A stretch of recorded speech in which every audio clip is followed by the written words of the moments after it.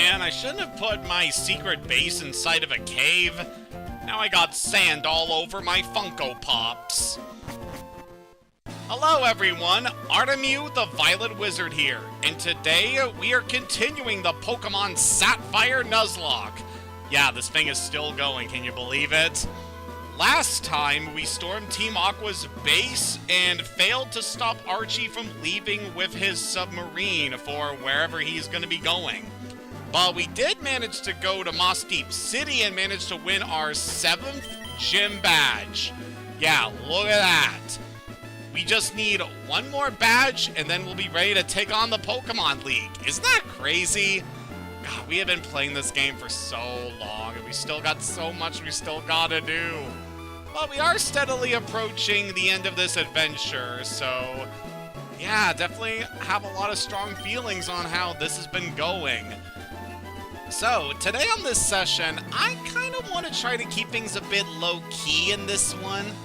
So, we do have a lot of things I want to do, but I mainly want to focus this one on exploring some areas we haven't fully explored yet, as well as seeing some of the new different areas we could find around the Hoenn region that are now available to us, now that we have so much of the ocean available. For the record, now that we have access to Dive, we are able to continue the main story. However, I'm not going to have that be a focus in this session. We're just going to be doing some exploration and seeing if we can catch a few more Pokemon, because I do have some that I do want to try and go for. So before we begin this session, I want to show how our team is currently looking. I decided to bring Echo into the team because he's pretty close to evolving, so I figured he'd be nice to bring around while we're dealing with a lot of different trainers and stuff out in the ocean. And we managed to train up one of our newest captures that we got in the last session. So let us introduce ourselves to our new buddy, Celeste. Pathetic human! I mean, greetings, nice human meatbag. I am very grateful to be a member of your Pokemon team and definitely not an alien invader coming to pick out weaknesses in your planet's defenses for an eventual invasion. No, that is definitely not my desire. So let us go catch some pocket monsters. Okay, that sounds good. So we can see here, in between sessions, I grabbed so many TMs from the game corner in Mauville City. Celeste is packed to the gills with options. They have Ice, Electric, Psychic, and also Dive, which is going to be necessary to us for a good portion of our adventure. So yeah, this thing is built to just dominate so many different opponents with a wide array of types that they have at their disposal.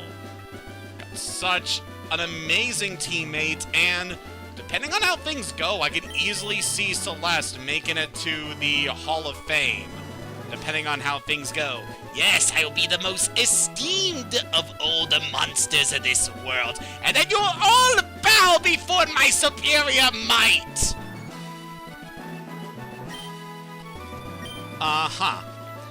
Okay, so we're back over here on Route 125, as we have some unfinished business over here that I wanted to take care of in this session.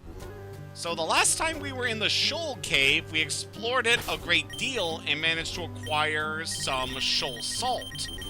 So in between sessions, I went back here and I acquired the Shoal Shells that you're able to find when this area is in high tide mode. Because if we manage to acquire 4 of each item, we're able to get something very nice in here. Yeah, we'll just let Echo handle any Pokemon that we come across here. Like I said before, he is pretty close to evolving, so I would definitely like that. It would be a very nice boon to our team, especially with some of the things going forward. So just able to take care of that for us. Now, want to talk to this old guy. Oh hey, shoal salt and shoal shells, and enough of them too. Would you like me to make you a shell bell with them? Yes, please. Alrighty then, I'll make you a shell bell right away. There, done! So by gathering up those items, we're able to acquire a new item, the shell bell. Have a Pokemon hold on to that. You'll love it, that's for certain. Why, the shell bell's chime, it's simply sublime. You can get its ingredients every day, so I can make you more. So yeah, you're able to get as many of these as you can. So the shell bell is a pretty interesting item. It's very similar to an item known as leftovers, which sadly we're not going to be able to acquire during the main story of this adventure. But this is an item that's able to replenish the HP of your Pokemon after they manage to perform their turn. Specifically, the way the shell bell works is that it replenishes a Pokemon's HP by, I believe, 1/16th of the damage that they inflict to an opponent. So yeah, it's kind of a bit of a low amount of HP restored, but it can be pretty reliable in a few circumstances. So that's why I want to grab this thing. Could certainly be very useful to us at some point. So for our next destination, I actually want to head back over to Dupes Town. Yeah, but it's certainly been a long time since we've been here, hasn't it? So I'm going to go ahead and... we don't need to access this PC. I'm too familiar with how the item system works in the PC in Leaf Green. So I've been playing a great deal of that. Being able to just quickly switch around the items you want is so convenient in that game. Yeah, we'll deposit the shell bell for now. It's certainly a good item, just not anything that I require at the moment. And while we're here, might as well heal up Echo, since he took a little bit of a beating in the last couple of moments. But yeah, we are over here in Dewford because I want to head back to the abandoned ship. Now that we have access to Dive, we are now able to fully explore the abandoned ship.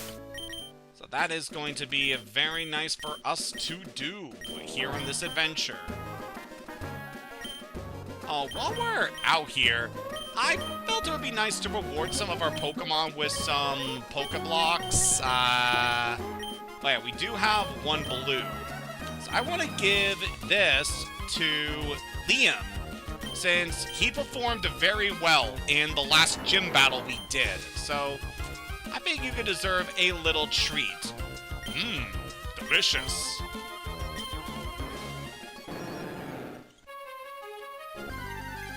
Alright, so we're going to be heading off to the abandoned ship now. And I actually don't have any repels in order to prevent some encounters here, but that's fine. Echo really needs the experience right now.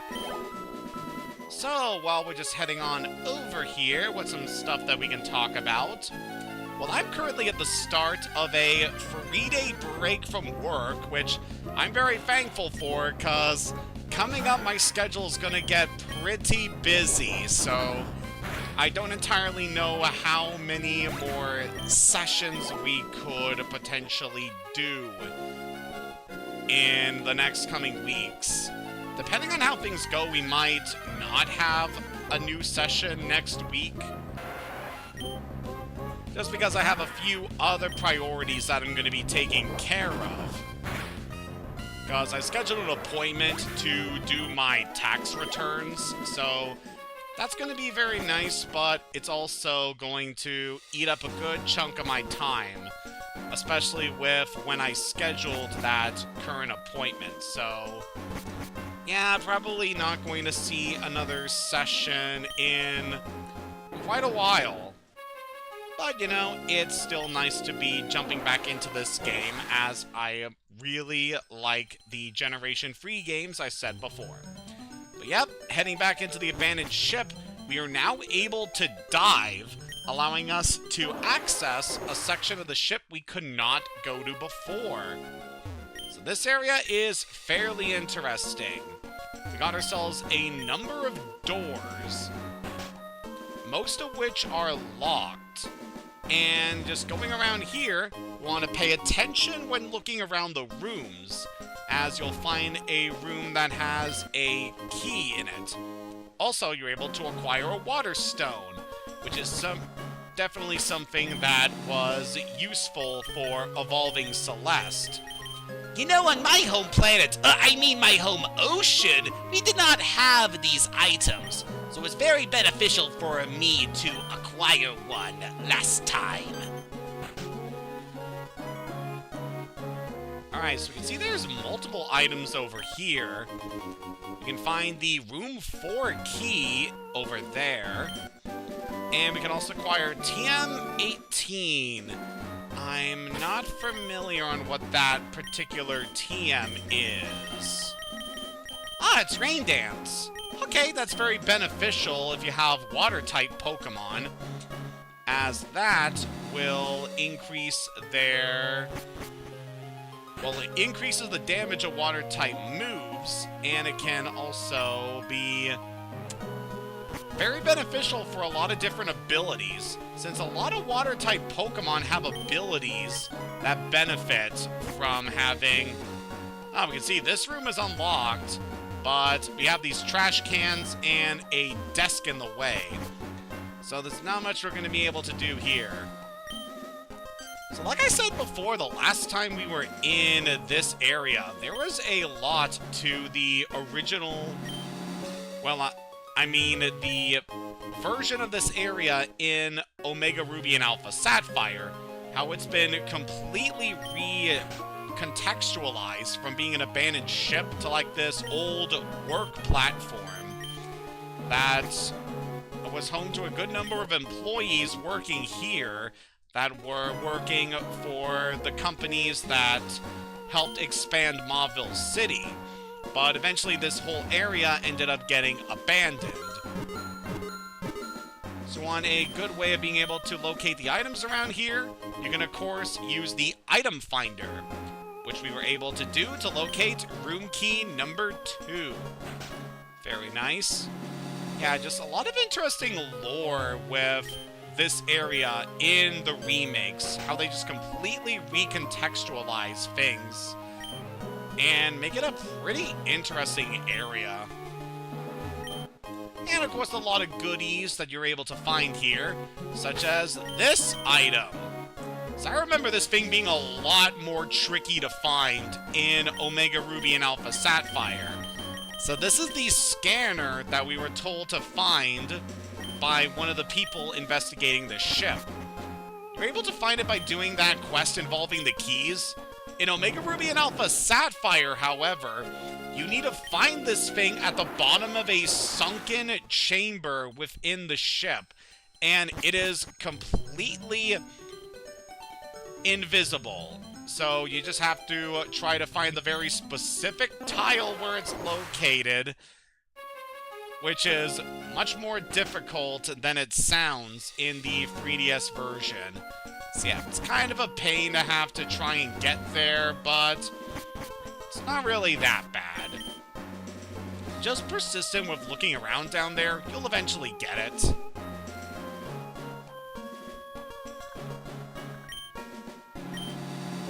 So now that we have the scanner, we could bring you over here.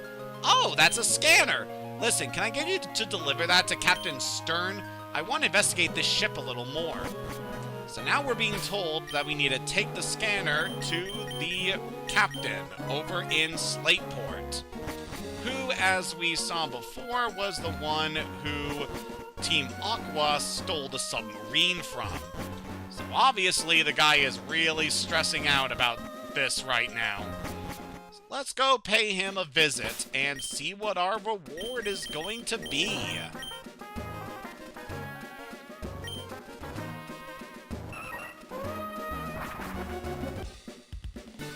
And I believe that Captain Stern should be hanging around the ferry area.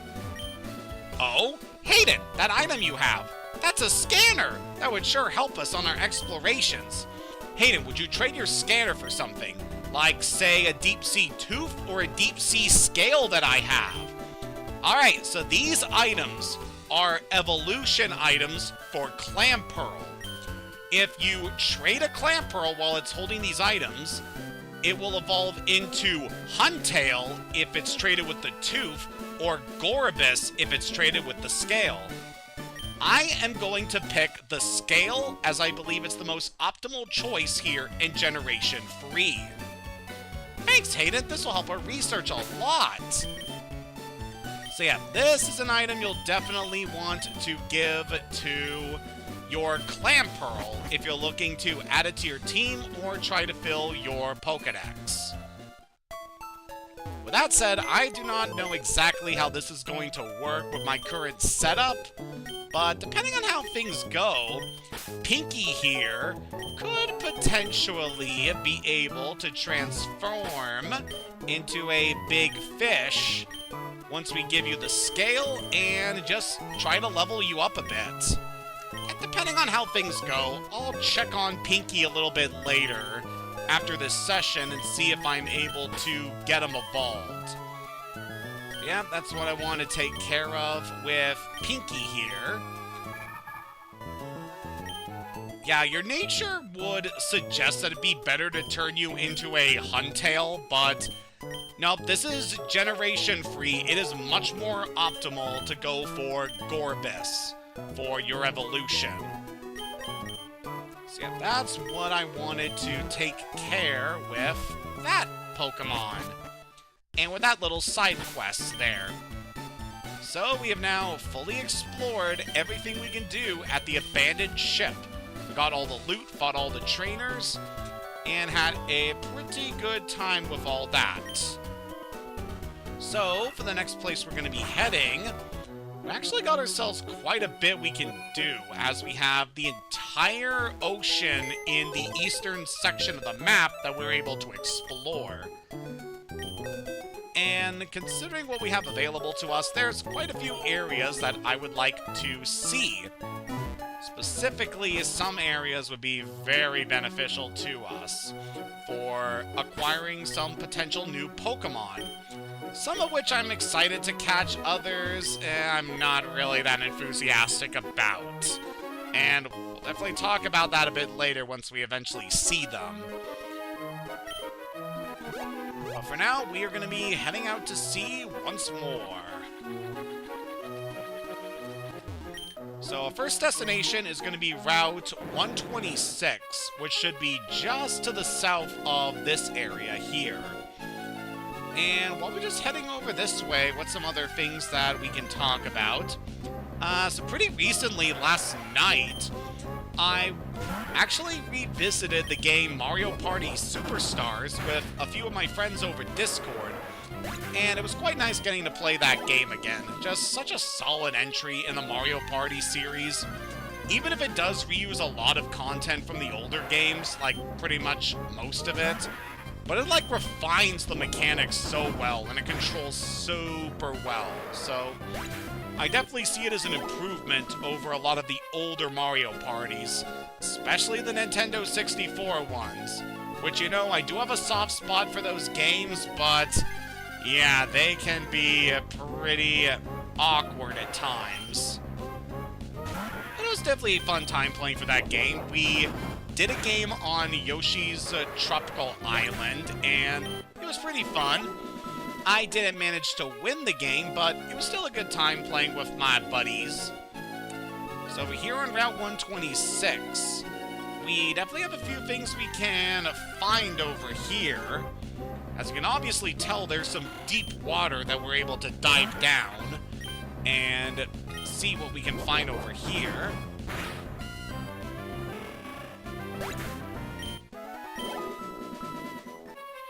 However, there's also trainers that we should be able to fight on the surface. So I'm just going to surf around here a little bit before we start diving underwater, just so that we're able to get everything that we possibly can in this area. I mean, I gotta fight trainers. Echo here really needs experience. Which I will say, I don't really have a good idea on whether we'll be bringing Echo with us to the Hall of Fame. I definitely have been trying to figure out what our final team is going to be, out of the options we currently have available, and Yakko could be a good addition to our final team. It's just that there are some other options that we currently have that I feel like would work so much better. And if anyone is familiar with how the Elite Four here works in the Hoenn region, you probably already know what I am leaning towards with how my team is going to be set up. Ooh, we got this little spot over here that's blocked off from everywhere else. So how about we check over here and see what we can find. So it looks like there is one hidden thing over here.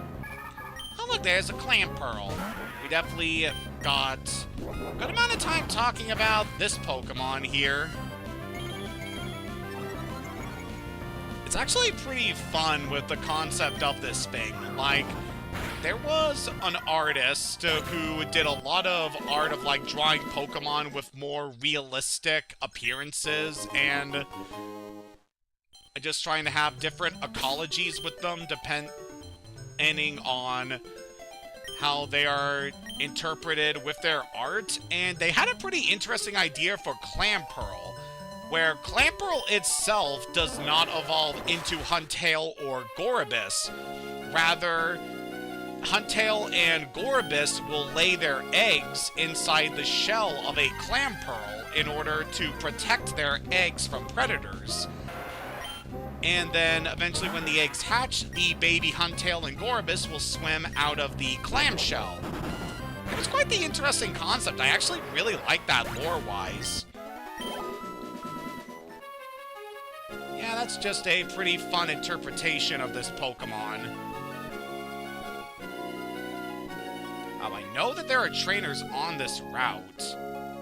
Oh no, maybe they're not in... Maybe they're not in Ruby and Sapphire, and I'm more thinking of Emerald.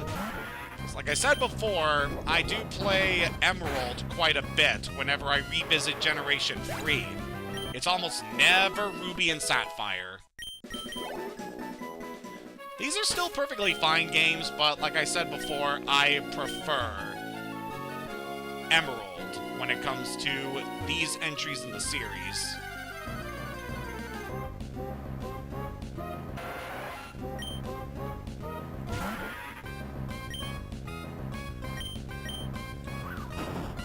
So I guess another thing I could mention, something I find quite cool if you're playing through Omega Ruby and Alpha Sapphire is they actually have a new trainer class specifically for those versions, where they actually have scuba divers that you can fight while underwater. And I just felt like that was a very cool addition that makes good use out of the mechanics of being able to dive underwater.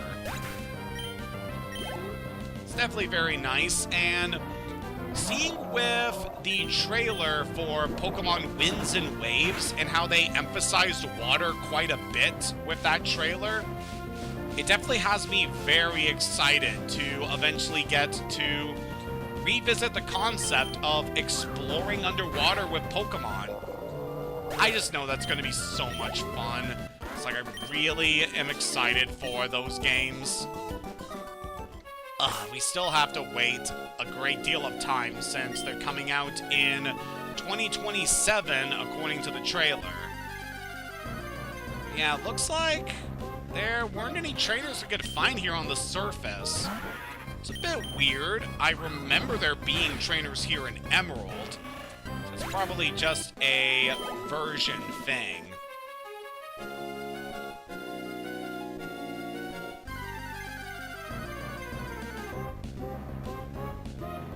And then obviously there's another set piece to this area that should be pretty evident while exploring around here on Route 126. As we head more to the center. Ooh, there's a trainer we can fight, trying to elude me. Oh yeah, swimming definitely is a good workout. I used to swim a lot when I was younger. It's definitely one of my favorite hobbies to do as a kid. But sadly, I haven't had many opportunities to go swimming these days. I mean, I could go to a public pool, but, you know, it's been a long time, you know. Alright, so I've been intimidated, so I'm actually going to use Screech to lower your defense. And then Echo should be good to just take on this Gyarados here. Oh yeah, these things start to have Twister at the higher levels. It's quite unique in that this is a Dragon-type move, but in this game, Twister is a special attack, so it's not really the best move for Gyarados to use. And then these guys also have Dragon Rage, which we have already seen plenty of before. So yeah, definitely want to heal up Echo after that. Oh man. Just one more battle could potentially put Echo over the edge here, and I am all for it. Let's give you a Super Potion. I've been getting quite a lot of Super Potions from Mickey or Linoon while we were doing training in between sessions. So I definitely have a good supply of these. We should not have to worry much about healing items for a good chunk of our journey. Especially with how much cash we currently have. Like, I had to spend most of our money in order to afford TMs. But we were still able to get a pretty decent amount, and we should definitely have enough to be able to afford anything else we need before the end of this journey. Alright. Now that Echo, our Loudred, is level 40, it is time. Oh man, I can feel this!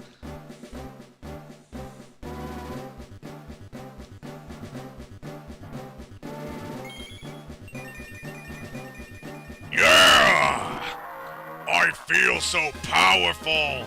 My voice feels so loud! And now Echo wants to learn Hyper Beam by level up. Yeah, we're gonna go ahead and get rid of Stomp. I feel like this is definitely a better move overall. Yeah, just a very high damaging stab normal type move on our Exploud. This is definitely a Pokemon I have pretty good feelings towards, but compared to some other Pokemon, yeah, it's alright. Definitely has a decent stat spread here, but compared to some other Pokemon that have been available to us, I mean, we were able to get Slacking in this game, and we all know how good Slacking is. But he has a plus attack nature, so he's able to benefit from doing stab damage pretty well, especially with what we just learned. So yeah, there's good potential we could use Echo in our Hall of Fame team. I'm just not sure if we're going to go for it for obvious reasons. We have a few other Pokemon that I'm leaning towards using more.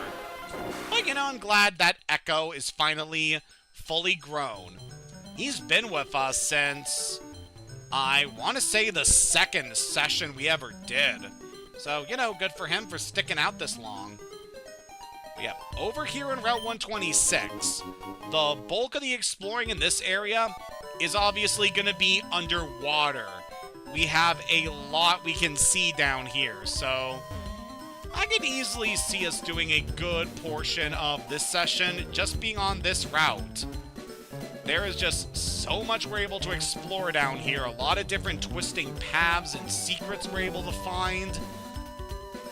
Yeah, it is definitely a lot we're able to do. So we grab an Ultra Ball down there. Huh, someone must have dropped that earlier. Also be pretty interesting if we're able to find Relicanth while we're down here. We're not able to catch it since we've already caught a Pokemon on the 2 routes where you're able to find Pokemon underwater. But, you know, it'd be pretty interesting if we're able to get one to appear. So I believe Relicanth is around a 5% encounter rate. So your chances are pretty low. But, you know, it'd still be nice if one could appear, as I do not believe any trainers in the Hoenn region use Relicanth. And it's definitely a Pokemon that I didn't know existed until I bought a guidebook that talks about all the different Oh, there it is! Man, we got you to appear pretty damn quickly, all things considered. But yeah, Relicanth here, based on a pretty cool fish called the Coelacanth, which is one that was thought to be extinct for millions of years until they were discovered back in, I want to say, the 30s? The 1930s, I mean. But yeah, just a very cool fish. And if you're an Animal Crossing player, you obviously know how elusive these things are. So this guy is a rock-water type, definitely more of a tank that can also do pretty well with damage. Overall, it is a pretty decent Pokemon. It's definitely very rare compared to Clamperl and Chinchou, so you're likely not going to be running into this thing as your first encounter in these areas. But, you know, it's still a very cool Pokemon. And obviously, there is one other reason that you want to get Relicanth. Not just for Pokedex completion or for a spot on your team. So, Relicanth is actually tied with a very specific questline in this game, where you need to take it as well as a Wailord, which is the evolution of Wailmer. You need to take them to a very specific location in order to unlock the ability to fight 3 legendary Pokemon that are all pretty dang formidable and could be a good additions to your team if you would like to add them. Specifically, you unlock access to Regirock, which is a rock-type Pokemon with very high defense, Regice, which is a ice-type Pokemon that is more of a special tank, and then finally Registeel, which is a steel type that is a mixed tank with high physical and special defense. All of them fit their niches pretty well. I definitely say Registeel's probably the best out of the trio, but they all definitely have their uses. Really? We got 2 Relicanth encounters in the same session. Man, that is crazy. These things are supposed to be rare.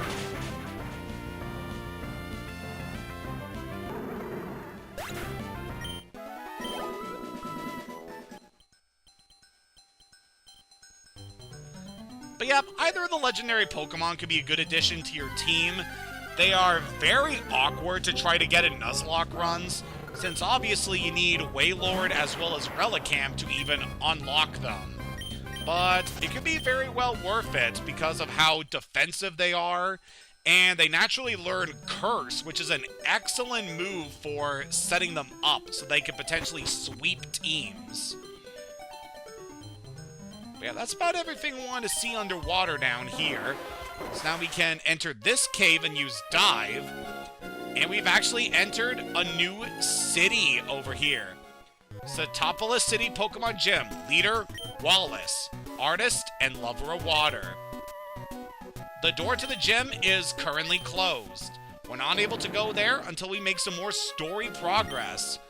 But yeah, Satopolis City here. Quite the unique area, even compared to where we have previously been to throughout this region. Let me guess, you're gonna challenge Wallace? Oh, you're really? You're awfully brave. I mean, this is the site of our final gym challenge, so of course he would be formidable. Yeah, I am definitely excited for what we're eventually gonna do in this area. It's probably gonna be a while before we eventually get to that stream session, but it's gonna be a good one, trust me on that. Alright, so I dedicated some time to leveling up Echo, but who else can we bring into our party for the time being? Nemesis would definitely be a good pick here, so we definitely want to train her up a bit more, as she's a very formidable attacker, and I would definitely like to get her higher level for some of the fights ahead. as she's definitely a contender for one of our final team members. Wallace, this town's gym leader, is a powerful trainer. He's rumored to be the best in the whole Hoenn region. But the Elite Four, they're said to be even stronger than Wallace. How strong could they be? So another neat version difference is that Satopolis City is... what I want to say here. Satopolis has a different gym leader in Emerald compared to Ruby, Sapphire, or their remakes, where you instead face a gym leader named Hoenn, who has a team very similar to Wallace's, but definitely has a few key differences, namely with his ace Pokemon. If you know, you know. Do you know the Pokemon Barboach? It's rarely seen as a topless. I love big Barboach. My big brother says that Shroomish is bigger, but that's wrong. Everyone knows that Barboach is a lot bigger. Do you have a Barboach? Please show me. No, I do not. So I believe that these two can offer you item rewards if you show them the respective Pokemon that they ask for. However, we do not have either of those Pokemon, so we're not going to bother with that. But yeah, I really love the unique setting that Satopolis has compared to other areas. So the city is built in the middle of a crater of a volcano that erupted out of the ocean and then eventually got filled with rainwater, which then led to the volcano becoming dormant. And then a town was built here. Just such a cool setting for a location, just so unique compared to everything we have seen, both in this game as well as the previous games in the series. Yes, two orbs side by side, the sight of them together, it's somehow soothing. There is a joke that I could be making about seeing two orbs, but I am not gonna do that. Another thing I will mention, you are able to encounter Pokemon here in Satopolis. However, we already have every Pokemon that we can possibly obtain in this area. So, this is off limits. There's no new Pokemon for us to catch here. But there are still a few more things that we can see in this area that would be very nice to do. So we head over this way. Hi, what's your name? Okay, that's nice. My name is Kiri. My mommy and daddy named me that so I would grow healthy and warm-hearted. That's what they wished. You can have one of these. We got a Magist berry from Kiri here. Kiri will give you this berry too. And we get an Ayapapa berry. I wonder what kind of wish is included in your name. So Kiri here will give you a berry. Well, she can give you 2 berries once a day. Yep, it's another one of those trainers where they're able to give you berries. Definitely pretty nice to get some more of these. Though I'm not really too sure how many more berries we're going to be needing in our journey. Especially considering how close we are to the end here. Let's go ahead and sell some of the loot we found underwater. But yeah, we also found a blue shard while we were down there. So we'll probably store that. I don't really see us needing another water stone for anything in the future. The cave that links Satopolis and the outside world. It seems that the cave was made to keep something from getting out. Or am I just imagining things? An underwater volcano erupted and forced itself up from the depths. Its crater emerged from the sea and became filled with rainwater. That's how Satopolis City came into being. This area also has some pretty significant lore implications in Omega Ruby and Alpha Sapphire, as this area is very strongly tied to one of the major additions in that game, which is Mega Evolution. And this area also has ties with the storyline in X and Y, which is obviously more evident if you have played those games, but it's definitely pretty interesting.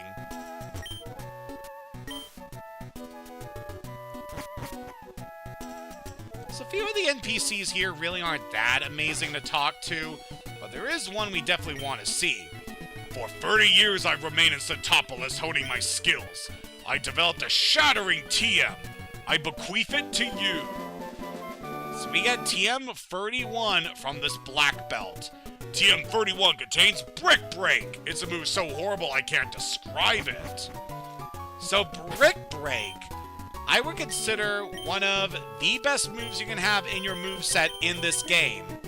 This is a fighting type attack that does 75 base damage, and on top of that, it can destroy barriers like Reflect and Light Screen. Very good if your opponents are utilizing those specific moves to bolster the defenses of their team. And just in general, it's a very solid move. Lots of Pokemon, not just fighting types, are able to learn it. It's just very reliable and a good addition to your team. If you started your adventure with a Torchic, then I would definitely recommend giving it a Blaziken. It works so well with it. Who might you be? This is the Cave of Origin. The spirits of Pokemon, Bakam and Mount Pyre, are said to be revived here. Please leave. So we heard a little bit about the Cave of Origin when we were in a different area of the region. This area is definitely very sacred to the people of Hoenn, where in their folklore, it's said that Pokemon that die will eventually return to the Cave of Origin, where they'll be filled with life and then be reincarnated back into the world. It's definitely an interesting location with some very cool mythology to it. And obviously we'll be seeing more of it as this journey unfolds. Because trust me, this area is very important to the lore of this region.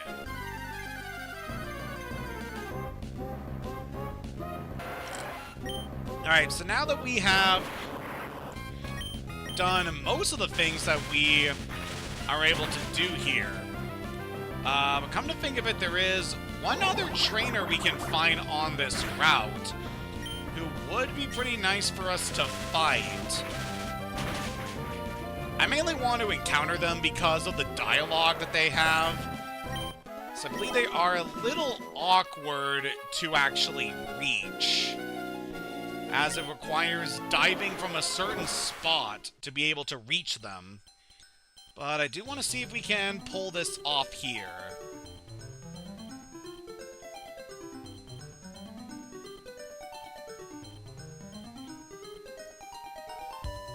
So what we're trying to do is find a specific area that we can dive to. I can see that area up there. I believe that's a section of this route we've investigated before.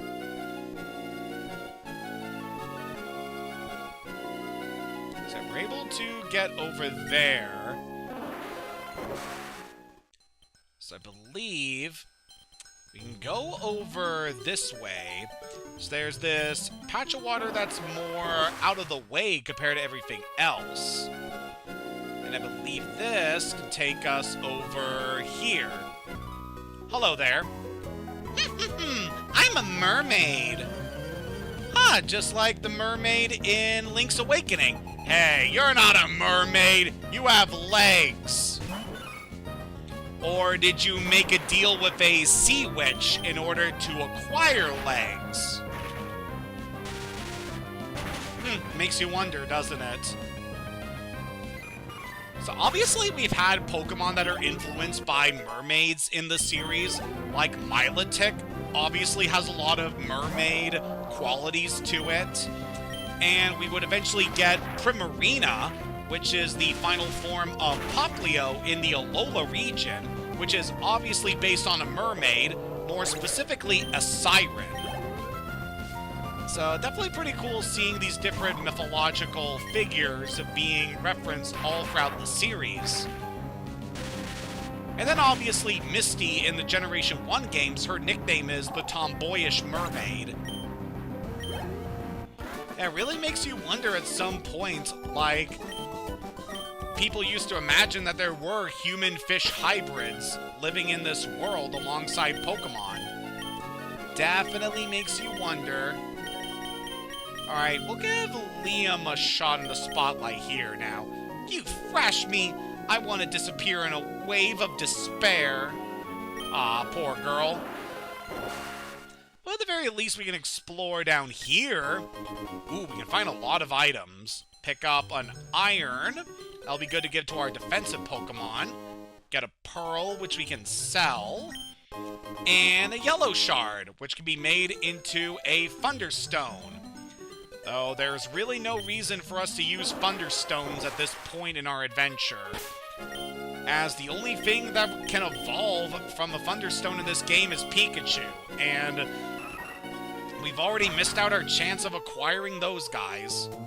So let's go deposit some of the items we've been finding underwater, and then we'll decide where we're gonna go next. So we'll deposit the heart scale and the blue shard, as well as the yellow shard. Is there anyone in our current team I want to give the iron to? Not a lot of our current team are very defensive, so I guess we'll hold on to the iron for now, but we are going to sell the pearl.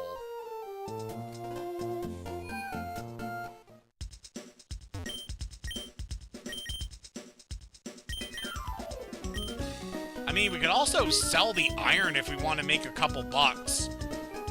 Yeah, that's actually a pretty good amount of money you can sell the vitamins for. So if in a position where your Pokemon are no longer able to acquire any effort values from the vitamins, as I believe you're able to use 10 vitamins on a specific Pokemon before they just become no longer usable on a Pokemon. So definitely consider that if you're looking to raise your Pokemon's effort values that way. So your Pokemon can have a lot of effort values, and you're only able to use a maximum of 10 vitamins on them. So if you want to fully max out their effort values, you still need to fight a lot of Pokemon in the wild, and from trainers to be able to build up their strength. So over here, Route 27, we definitely have some spots we could dive around here, though it's not really all that useful to us to dive in this route. We're not going to encounter any wild Pokemon in this area. However, there's still some things we'll be able to investigate around here. Also, while Liam's in the party, I do want to note that I did teach him Giga Drain, as that would be a very good move for him to have in his moveset. Being able to siphon energy from enemy encounters could be very useful to him. Especially, you know, Liam is a very speedy Pokemon, not too much when it comes to bulk, so it would definitely help him to survive longer battles. Should we encounter foes where his attacks are not able to guarantee a KO. Around here, you definitely want to investigate a lot, because you can find a lot of trainers around the site on these little islets all throughout the ocean here. Fisherman Jonah. It's actually a pretty fitting name for a fisherman. And of course, he uses a whale on his team. So I don't know about you, but I used to watch a bit of VeggieTales when I was younger. And I especially watched the Jonah VeggieTales movie when I was younger. So yeah, that was definitely a movie I have a lot of fondness for. And I don't know, to this day I still think that it was a very fun, entertaining time and a pretty interesting interpretation of a Bible story. Especially with the direction they take Jonah's character in it.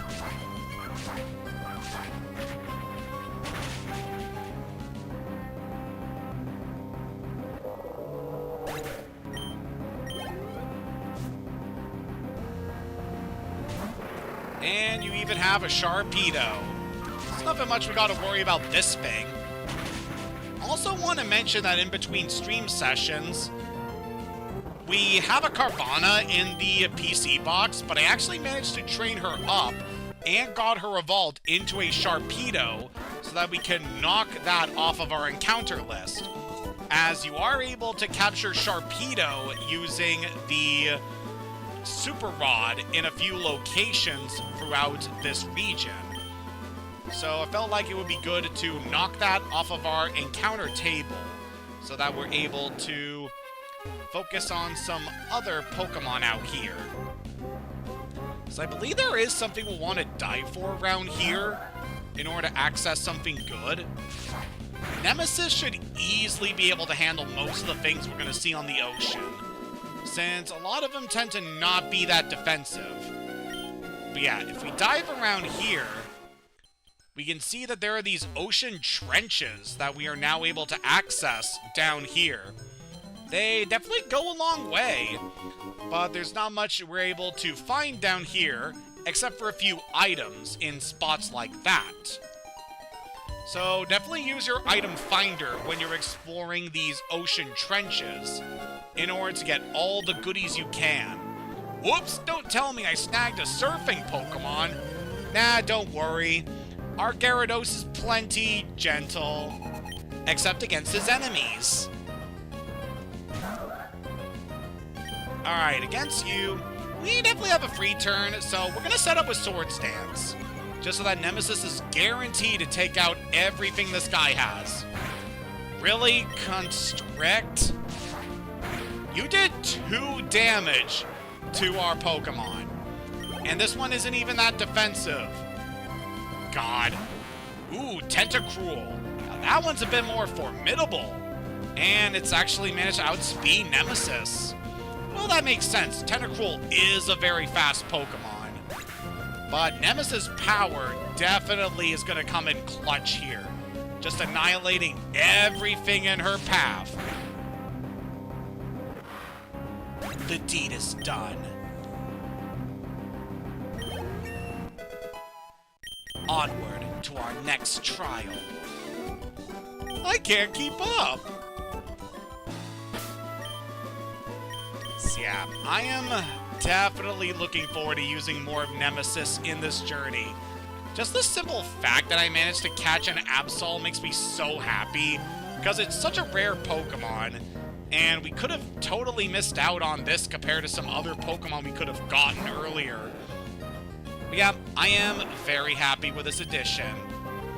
But now it's time to test out Celeste's abilities, as our Starmie here is going to be easily one of our best combatants in this stage of the game.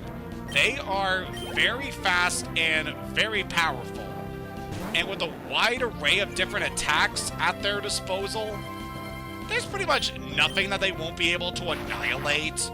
Yes! Fall before me, filthy earth Pokemon!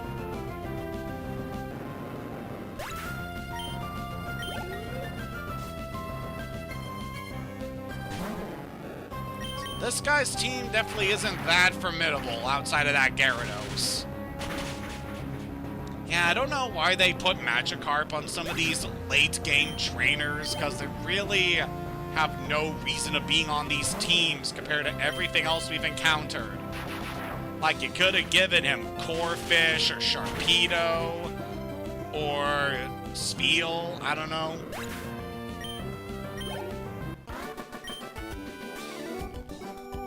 Trainer, I have annihilated all of these aquatic adversaries.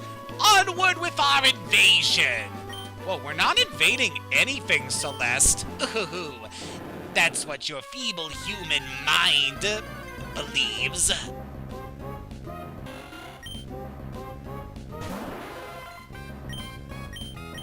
Okay, kind of want to save our Thunderbolts for when we encounter some more trainers. So let's go for Ice Beam against this Wingull.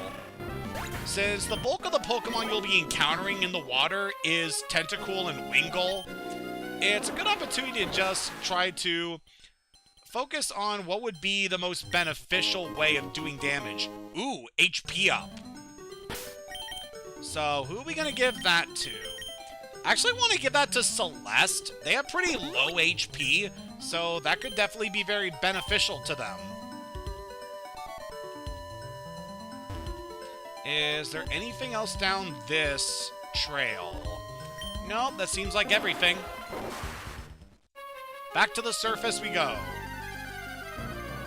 Looks like there's another islet over here we can see. Alright, Pelipper, we are gonna go for Thunderbolt against you. That'll do massive damage. And like I said before, if you're playing Omega Ruby and Alpha Sapphire, definitely watch out if you're encountering Pelipper, because there's a good chance you can find one holding a lucky egg.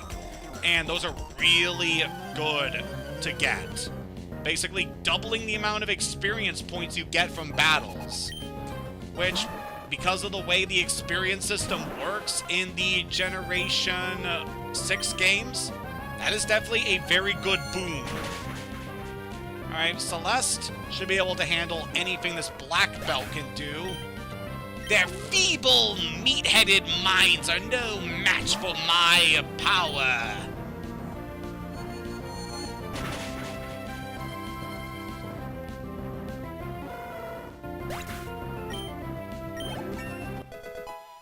Very good.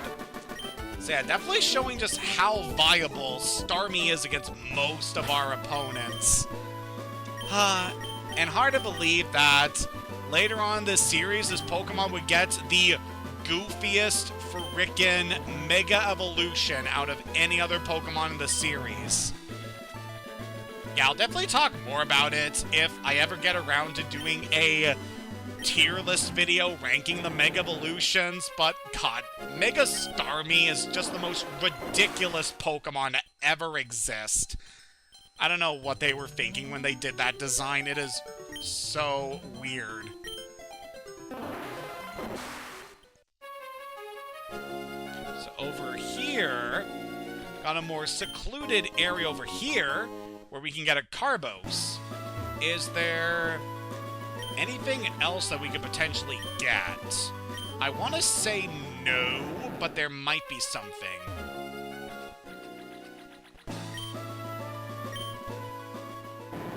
Also, you know, it's nice seeing these sprites for these mangrove trees, as they're pretty remote in this game.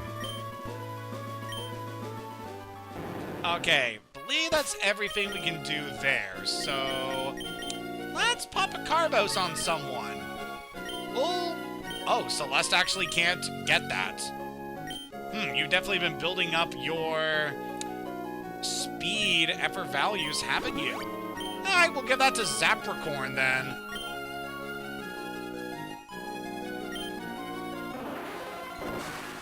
Definitely good to give more speed to our speedy Pokemon.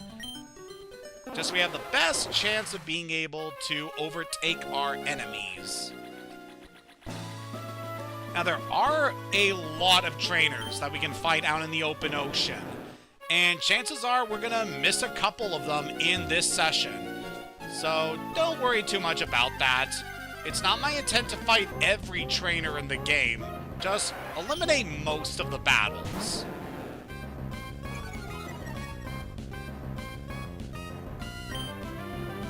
Okay, Filet should have a pretty easy time against these Pokemon with your formidable strength. Damn, critical hit too.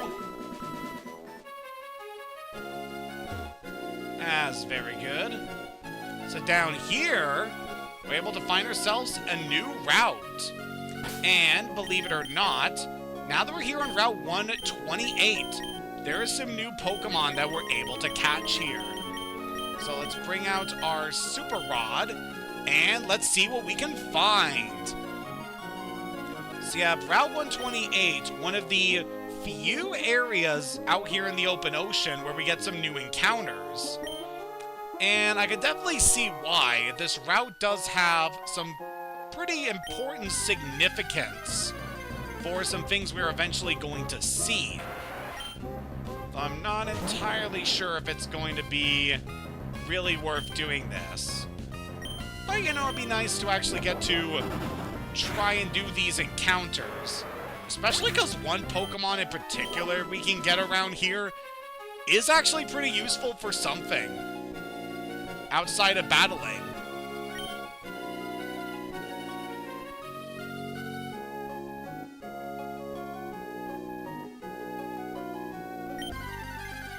there's something on the hook here. Oh, it's a Whalmer. I've already encountered you before. So you're one of our earliest water types we were able to get after acquiring Surf.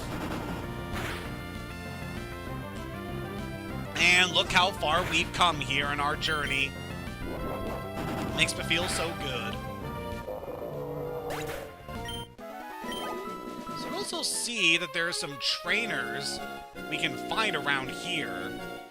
So it could be good to take care of them as well.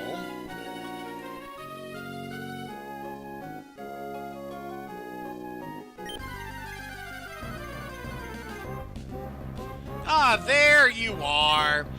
Love Disc is one of the new Pokemon that we're able to catch on this route. Definitely one of the more remote Pokemon out here in the ocean, as they're only found in a few select locations. Love Disc. This thing has high speed. It gets a good deal of status moves like Sweet Kiss and Attract that can make it able to debilitate enemies pretty nicely.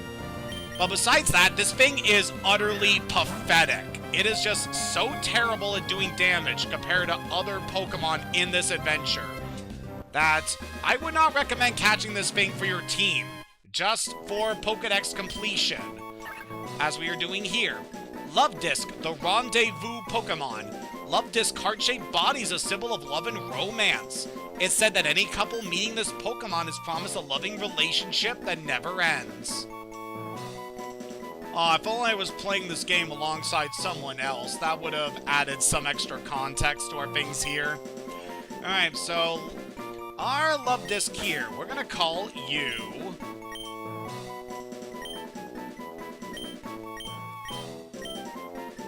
Heartache. Sorry about that, it just felt pretty appropriate. So, Love Disc. I said that it's not a Pokemon I recommend using in battle. However, there is a good use for Love Disc in this game, and that's specifically for farming an item called a Heart Scale, which we have seen before. So the Heart Scale is the item you needed to give to the Move Tutor in order for him to make your Pokemon relearn attacks that are earlier in their moveset, which can obviously be quite useful to you. Heart Scales are an item that can be found on Wild Love Disc. So if you encounter Love Disc in this area by fishing them up, and then having a Pokemon use Thief or Covet to take their items from them, you'll be able to easily farm Heart Scales in order to bolster your Pokemon's team with as many moves as you can get. Definitely a viable strategy. I highly recommend trying to grind up Heart Scales if you're looking to make new additions to your Pokemon's moveset, or try to relearn attacks that they previously had but you made them forget before. So yeah, that is definitely a good use for encountering Love Disc here. Besides that, yeah, I would not recommend using this thing in your team. I mean, if you do want to challenge yourself with using some underpowered Pokemon, go right ahead. I will say that Love Disc is definitely a bit of the better side of the low stat fully evolved Pokemon here, because it does learn a lot of status moves by level up. So it is able to reap the benefits of those. Just being able to debilitate opponents as much as possible. And they do have a pretty good speed stat, so they have a good chance of being able to outspeed opponents. Wow, could you not Azumarill? So much damage to Celeste here. Yeah, our Starfish sadly does not have much HP, so we do need to be careful with them. They are very powerful, but also very frail. Okay, you're definitely going to outspeed a Gloom, so just go for Ice Beam. Let's see how well you're able to photosynthesize when you're frozen in carbonite!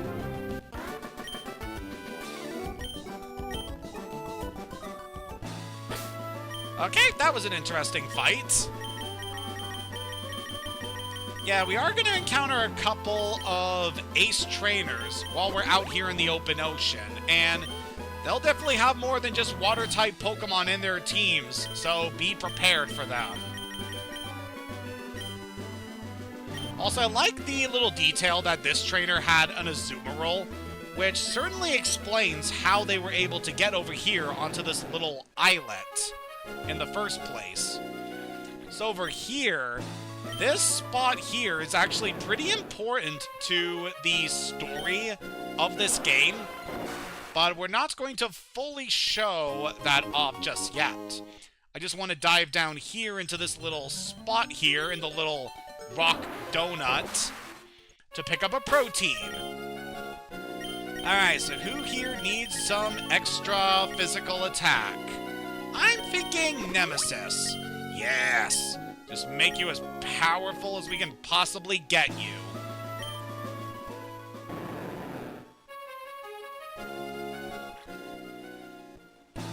Alright, looks like there is an item over here on this islet. So let's see... Oh yeah, there's another heart scale. Yeah, the game is pretty good about giving you heart scales for free, but eventually there'll come a point where you will need to grind for heart scales by encountering Love Disc. So, yeah, be sure to try to encounter those guys if you want to get as many as you can. Let's also fight this fisherman. Oh, so this guy's mentioning something we're going to need to watch out for, as if we're going to reach the Pokemon League, we need to be able to climb waterfalls, which is a series tradition at this point. So being able to access the end game usually requires you being able to use the move Waterfall. Pretty much every game of the series until Gen 5 had that as a requirement. Yeah, because you need a waterfall to get through Tojo Falls to reach the Pokemon League in Johto. In Hoenn, you need waterfall to be able to reach Evergrande City. And then waterfall is obviously necessary to reach the Pokemon League in Diamond, Pearl, and Platinum. So yeah, it is pretty interesting how they make that one move so crucial to making story progress. But eventually they decided to stop that. And they do bring Waterfall back in black and white, as well as X and Y. But in those games, using Waterfall is more for finding other collectibles in side areas. Which, you know, I'm pretty thankful for having HMs be more of an optional thing that can lead you to bonuses that can be pretty nice for your team. I definitely like that a bit more than making them necessary, because, you know, it means having to give up a move set in one of your Pokemon team to be able to make story progress, and yeah, I'm definitely more thankful for the way the games are implemented now, where you no longer need to know a specific attack to be able to get through certain areas. And as someone who's been revisiting Leaf Green pretty recently, I'm pretty thankful that game only has a handful of HMs during the main story. So we have a little bit of a crevice over here we could check. No, looks like there isn't any items over here. So go up, there is a cavern, and whoa, Submarine Explorer 1 is painted on the hull.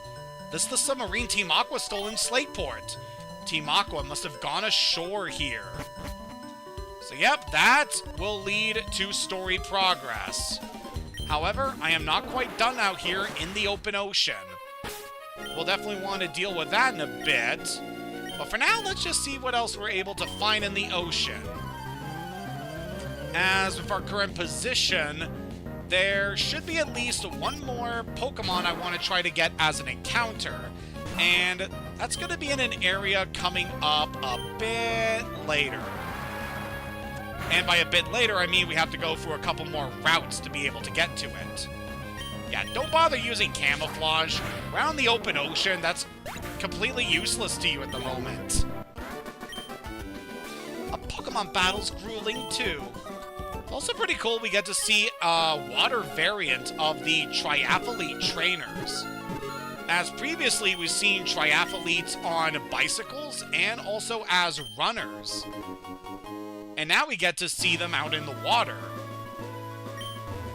Obviously referencing the different parts of a triathlete, of running, biking, and swimming.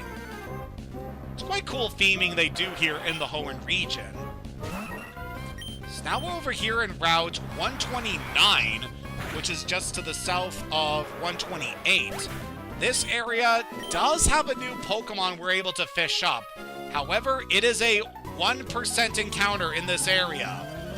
Very, very rarely, you're able to fish up Wailord, the final form of the Wailmer family. Obviously, I'm not going to go for that here, because it would take so long to try and fish this thing up. You're better off just catching a high-level Wailmer using the Super Rod, and then evolving that, than it would to try to hunt down a Wailord in the wild. But, you know, if you want to challenge yourself and actually try to go for it, then, you know, by all means.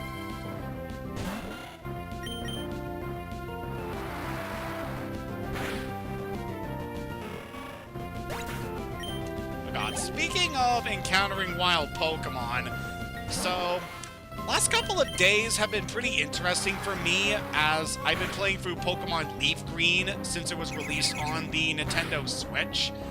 And I actually managed to get through Victory Road, and I'm now pretty much ready to take on the Pokemon League.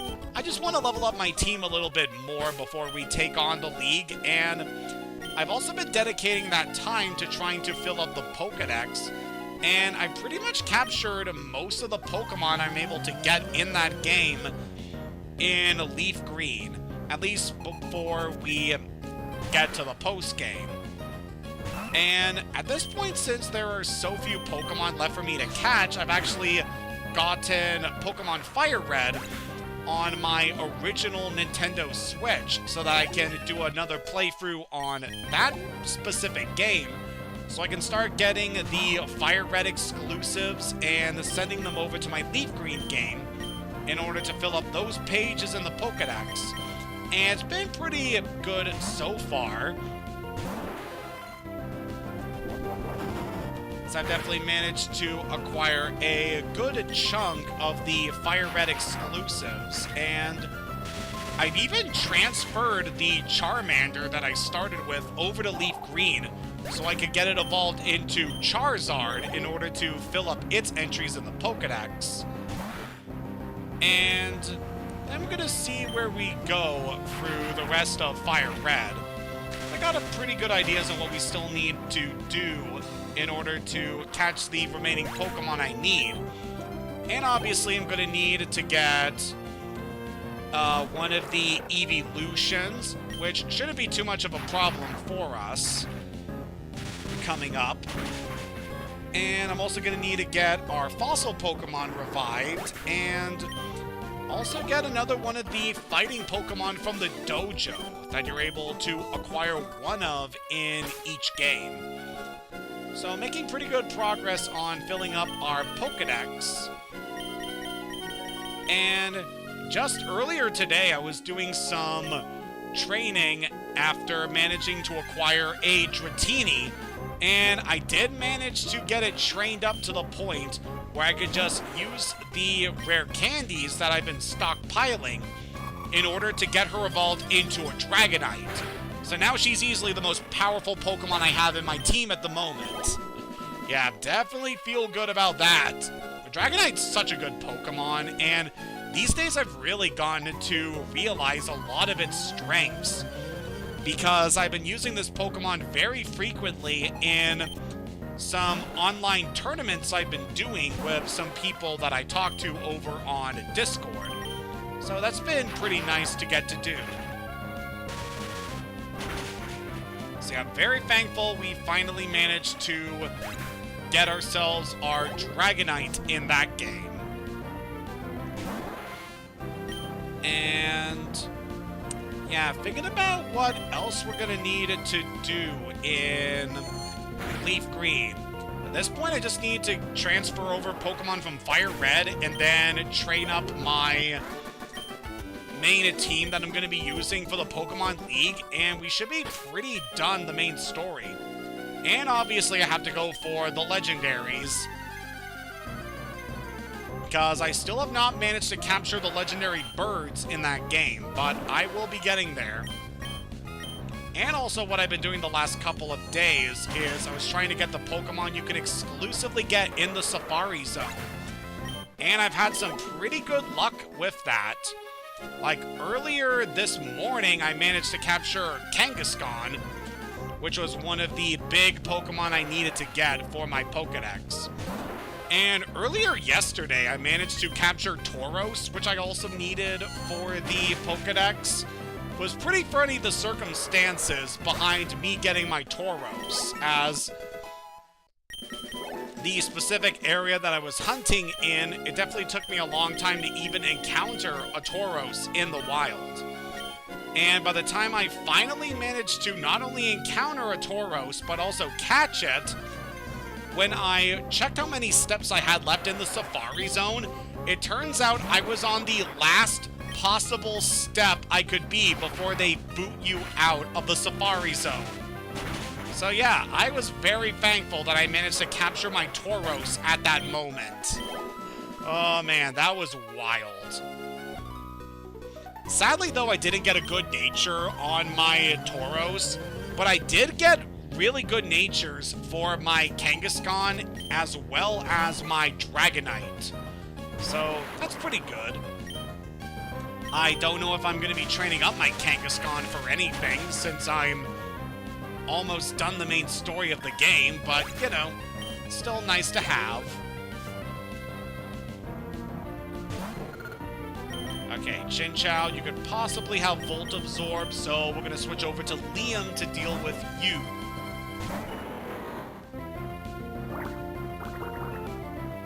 Yeah, go ahead and spit. It's not going to do much to me, because I'll just recover my health back with Giga Drain.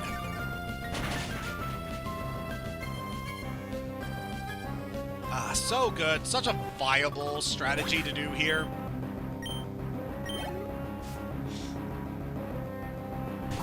And you got a Spheal. This thing will definitely have an Ice-type attack, but Liam should be able to take you out. Yep. Very good. I'm so proud of my starter. He's gotten so powerful at this point in the game. And I definitely have high hopes for him to go all the way to the end.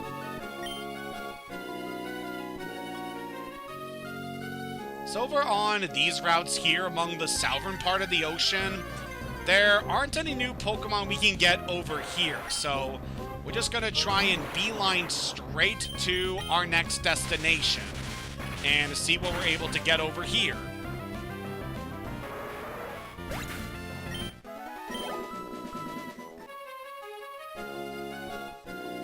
Oh, hey, buddy. What a surprise! I didn't expect to see a train around the sea. I think we should battle. Yeah, sure, buddy. So, in the last couple of days, the latest Pokemon game, Pokemon Pokopia, has actually been released. And I'm not getting that game yet, because I want to prioritize going through Fire Red and Leaf Green at the moment. But I am very excited, especially because I have tuned into a couple of streams going through Pokopia, and from what I've seen, yeah, this is definitely something that I am going to love getting to experience. As I definitely love these games about building and forming bonds with characters, as I've had a lot of history playing through games like Minecraft, Stardew Valley, Animal Crossing, and the like. So I know I'm going to have a really good time in Pokopia. Especially with a lot of the different things I have seen. Aw, this poor lady. Yeah, I'm sorry, but... historically, men have been pretty bad when it comes to seeing women as anything other than something sexy.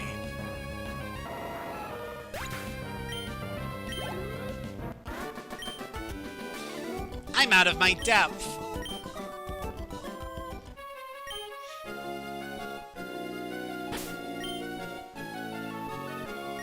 You know, still nice if you have body positivity, you know? The sea, the sea, the sea, the sea as far as these eyes can see. I'm sick and tired of the sea! What are you, IGN?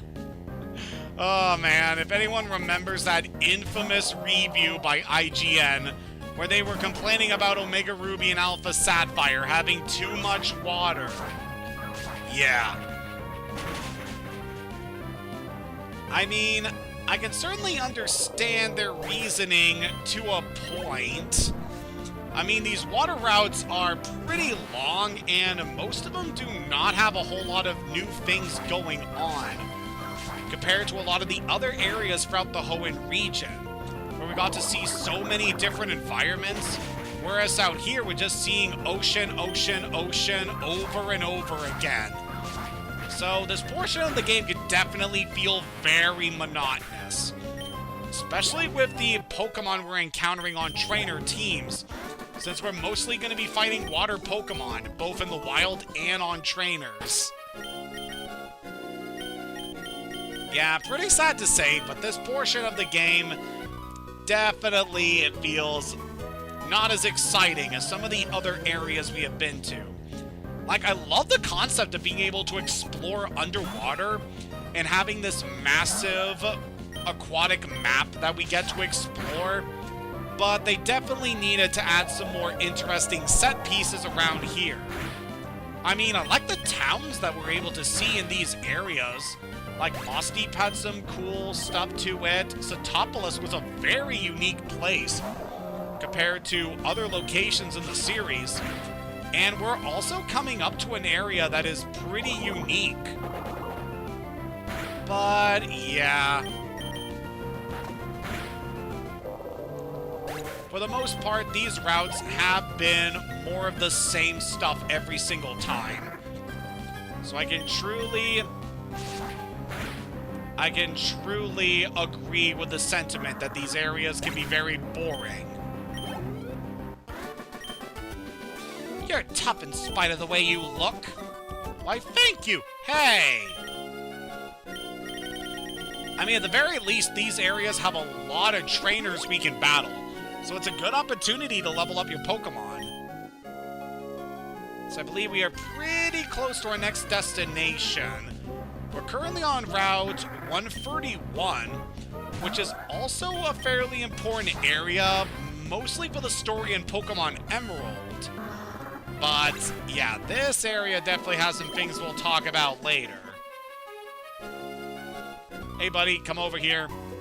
The sea is teeming with Pokemon. It's not easy swimming, I tell you. Yep. Doesn't help, too, that the only Pokemon you encounter on the surface of the water is just Tentacool and Wingull over and over again. I definitely feel like a lot more variety to the Pokemon you encounter on the surface would have been nice. Like, being able to encounter Wailmer and Sharpedo among the surface would have been pretty nice. Especially pretty funny thinking back to Sword and Shield, where the DLC of that game has you exploring an island area, and whenever you're out to sea, there is a chance that a Sharpedo will spawn on the surface of the water, and the thing will just beeline straight towards you. So those guys are just... man, seeing them just always gets my blood pumping, or trying to take evasive action and try to get away from them, you know? Ooh, got a double fight here. We'll work together as siblings to take you on. Well, nice to see a family working together. Sis and Bro, Relly, and Ian. Got ourselves a Zoomerol and a Wingull. Well, one of these could be a bit... Well, honestly, Filet is using Intimidate, so no, neither of these are going to be all that tough. Okay, Gladys, you'll focus on the Wingull, and Filet can handle the Azumarill, since you're stronger and it should be able to get through Azumarill's bulk easier.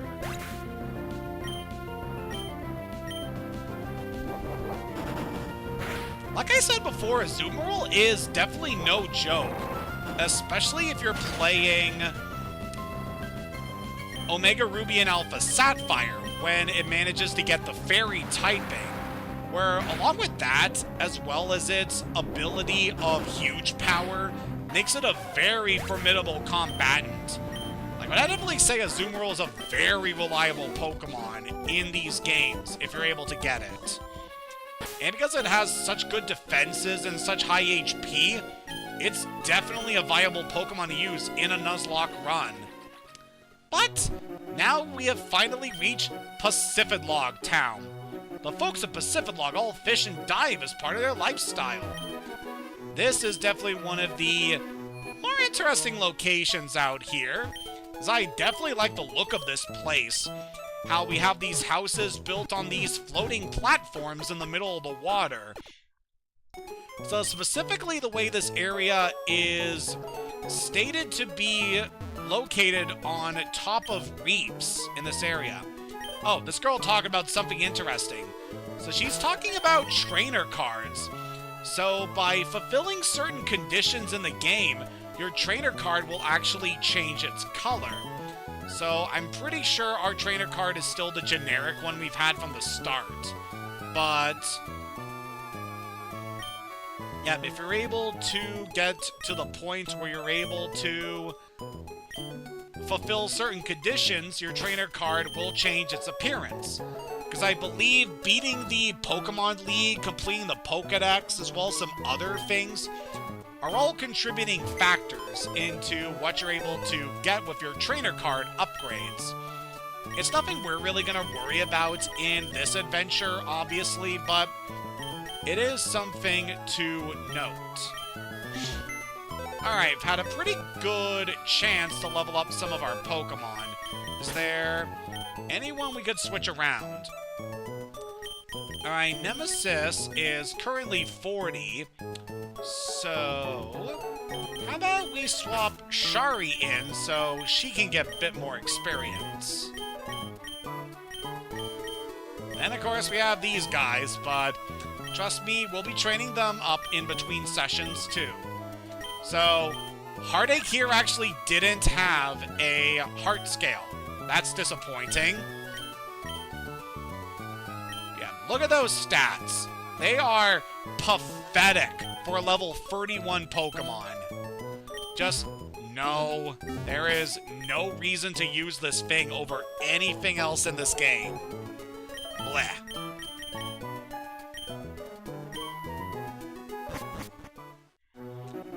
Alright, let's see what else we're able to find in Pacific-Log, as there are a few trainers that are worth talking to. People were saying they saw a Pokemon flying high above Hoenn. Is it flying around all the time? Does it need to rest somewhere? A Sky Pokemon! A Sky Pokemon! Where'd you come from? Yes. Yes? Yes, Town. I never heard of a place like that. That was one of my favorite interactions with an NPC in this game, where it brings up the yes or no prompt to a question like that. That's a good gag. In the Hoenn region, there are 3 Pokemon that represent the power of rock, ice, and steel. Each of them is said to hide away deep inside caves. That's a story I heard when I was just a little kid. Yep, referencing the legendary Pokemon we've heard about. 6 dots open 3 doors. Grandpa used to say that, but I don't know what he meant. Yeah, that hint there is your only hint that you need to use Wailord and Relicanth. Besides, you know, a more obvious hint that would become available to us, but we don't need to worry about that. I'm the Pokemon Fan Club's most important person, the chairman's younger brother. I'm here enjoying my vacation with Pokemon, yes indeed. Ah, your Pokemon. It clearly likes you very much. Pokemon that adoring and adorable deserves a TM like this, no? So we get TM27, which I believe is Return. If a Pokemon likes you a lot, Return's power is enhanced. If it doesn't like you, Frustration's power goes up. So yeah, 27 is indeed Return. So now that we have 2 of these, it would be pretty viable at this point to start teaching Return to some of our Pokemon, as that's a pretty good move if your Pokemon's friendship rating is max, then it's able to do 102 base damage, which is very good. Especially if you give it to a normal type so it can take advantage of the stab bonus. The sea between Pacific-Log and Slateport is a fast-running tide. If you decide to surf, you can end up swept away somewhere else. Oh, that's not good. Is that a Pokedex? You get to meet a lot of different Pokemon. I wish I was like you. Hello, trainer. Would you do me a favor and trade Pokemon with me? Living in Pacific-Log, I can only catch certain kinds of Pokemon. Blossom, do you have one? I'll trade you my Corsola for it. That is a trade that is not worth it. God, why are the trade options so bad in the Hoenn region? Like, there is nothing worthwhile getting. Mirage Island. It must become visible and invisible depending on the weather conditions that make mirages appear. Or is it really appearing and disappearing? I can't see Mirage Island today. So what this house is implying, there is a very, and I do mean very, rare area that's accessible in this game called Mirage Island. The chances of this thing popping up in your game is so astronomically low. So every day, the game will re-roll to see if you are able to encounter Mirage Island. And it's very possible you can go your entire life playing these games every single day and never encounter Mirage Island. It's that rare. So yeah, I don't see us having any more reason to think about that for the time being. So let's just move on to Route 132. So this area, as we've heard about before, has a gimmick of fast tides that we have to worry about, as these will push us around this area and make us unable to go through certain paths. You have to take very specific pathways in this area if you want to get every possible thing that you can here.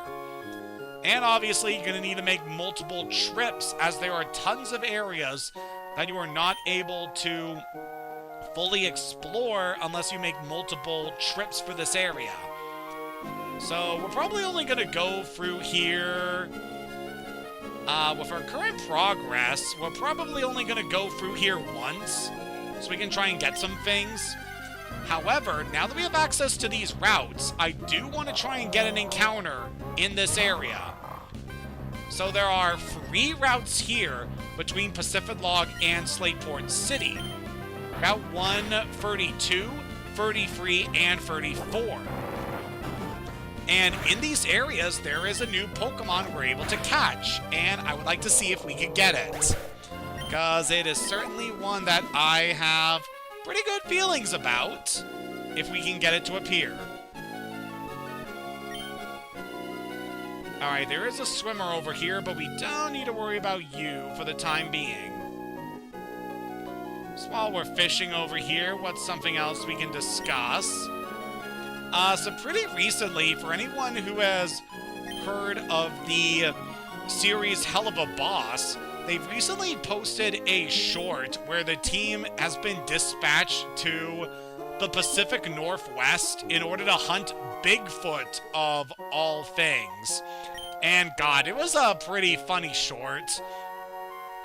Like, they got Tom Kenny to play Bigfoot, who is, like, disguised himself as the mayor of this Pacific Northwest town and is trying to keep people from finding out that he's actually Bigfoot. And, of course, the team at IMP ends up dispatched on a mission to hunt Bigfoot and having to deal with some of the stuff there. And it takes some pretty funny turns. It's definitely a pretty nice short. I don't know how I would rank it among some of the others, especially the short with Ember Lynn, because, God, that one is so funny because of how awkward it is.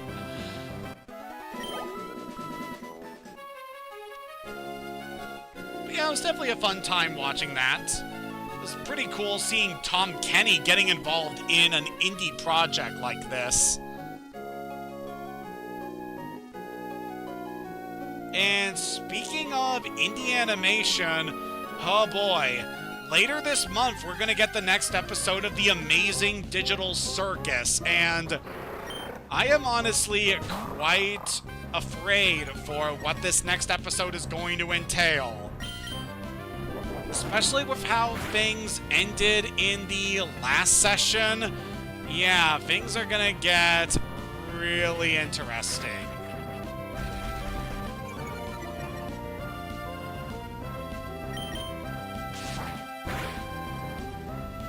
Okay, a little worried here because we gotta worry about recoil while we're dealing with this thing.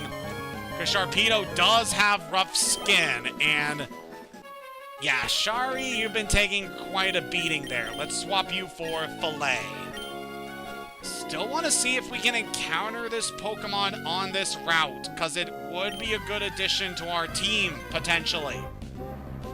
I mean, I already have Starmie at this point, and that's probably going to be our water type for the rest of the run, but we'll see. There's another Pokemon I still want to catch that we can do over here if we can actually get it to appear.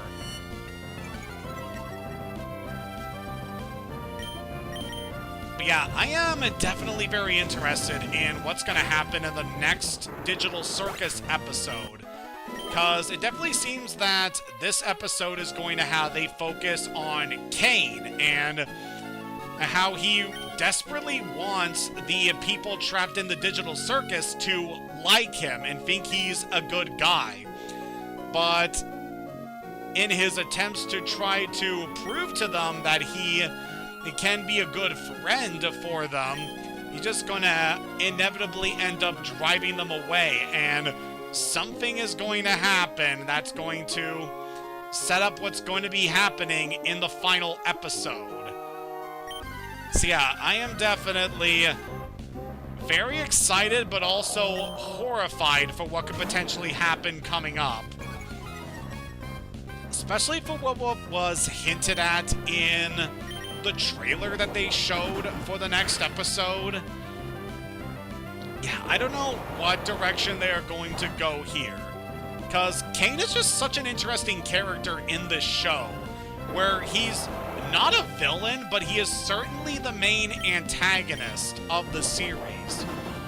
Where his actions aren't malicious, but his actions do cause problems and conflict that the rest of the characters have to deal with. Because obviously he doesn't realize that what the humans want most is to escape from the Digital Circus. They don't want to be there forever. But Hoenn is just happy to have people that he can interact with. As without people to interact with, Hoenn doesn't have any other purpose, since he's an AI program specifically designed to interface with people. Yeah, just a very interesting decision to go with this character. Oh, there you are! So yeah, we're able to encounter Horsey over here on the areas with the rapid water. So we're going to go to Dragon Rage, as this does a set 40 damage, and I'm pretty sure you have more than 40 HP. Yep, there we go. Horsey here. This is a very good Pokemon you can add to your team. This thing starts out pure water, but if you manage to get it to its final form, it can evolve into a water dragon type, which is definitely very viable as it's only weak to dragon type attacks. And besides that, its final form is just really good. All of its stats are phenomenal, and it's just such a good Pokemon to bring with you. If Horsey senses danger, it will reflexively spray a dense black ink from its mouth and try to escape. This Pokemon swims by cleverly flapping the fins on its back. So yeah, this is definitely a Pokemon that I could recommend using if you're able to manage to get it to evolve, which, trust me, can be pretty tricky in these older games. Alright, so what are we gonna call this horsey?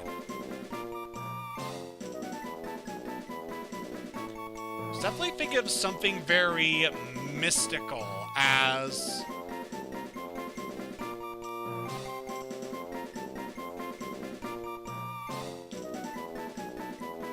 So you are a seahorse, but you can also turn into a dragon.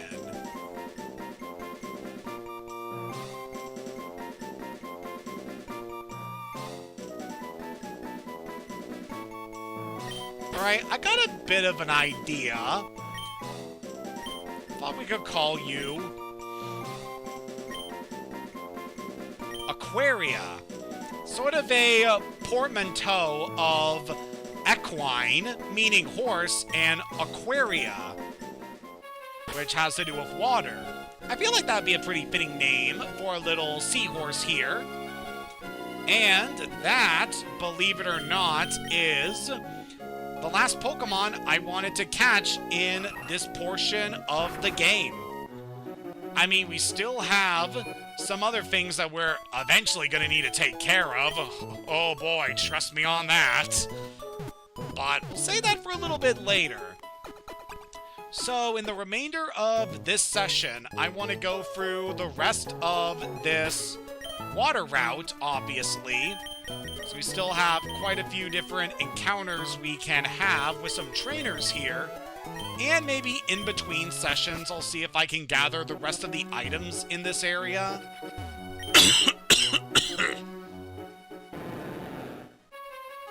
But there is one other place that I wanted to check out, given our current position in the region. And we're actually very close to getting to revisit the House of the Trickmaster. And it's certainly been a while since we've last talked to the Trickmaster, so it could be worth a while to go over there and see what we're able to get. Certainly be a good opportunity to train up our Pokemon.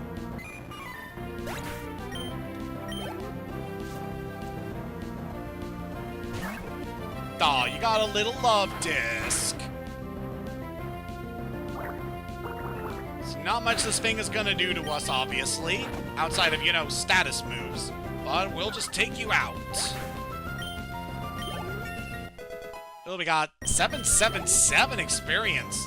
Quite nice seeing that. And Azumarill, you're on the tanky side. So let's go over to Liam for you.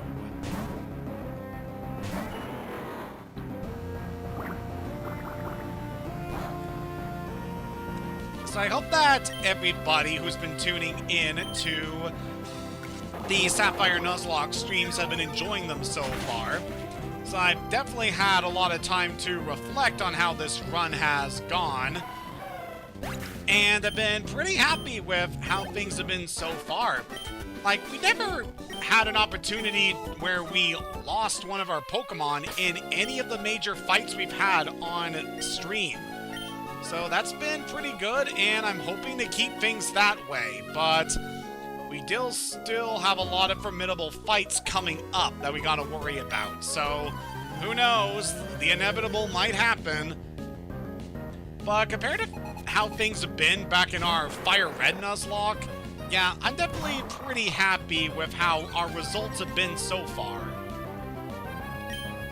And seeing how this run will eventually end, hopefully it's gonna end on a good note, especially with what I'm planning for how we're going to approach the last couple of fights in the game.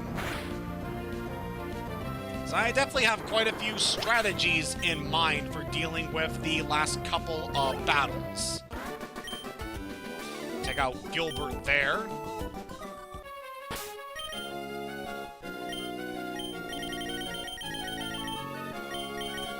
And yeah, we'll give Shari a Soda Pop, heal you up to full. I can see an item over there that we were unable to get. which is a shame. But I'll be back over here to gather items in between sessions, which, again, I don't know when the next session is going to be, considering my current schedule.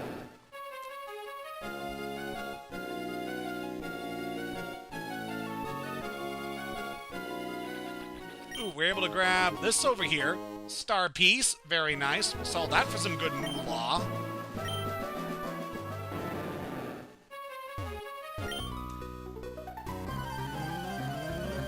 Okay, let's see what this swimmer is gonna show us. Probably nothing too major. Ah, Franklin! You share the name of one of my favorite cartoons I used to watch when I was a kid, which was also obviously inspired by the book series Franklin. Yeah, it's been kind of interesting thinking back on like those old cartoons I used to watch as a kid. Definitely had a lot of good memories with those old shows, and these days with the way entertainment is these days and how a lot of media has been shifting in certain directions to using certain software that I do not have very positive feelings towards. Yeah, it definitely has me thinking back to those days when people doing actual effort to... Okay, what is happening with our controls right now? Okay, that was a little weird. Our thing was acting a little weird. We should be good, though. Okay, we got a Celio to deal with. Let's go to Celeste. We haven't had much action with them for a while.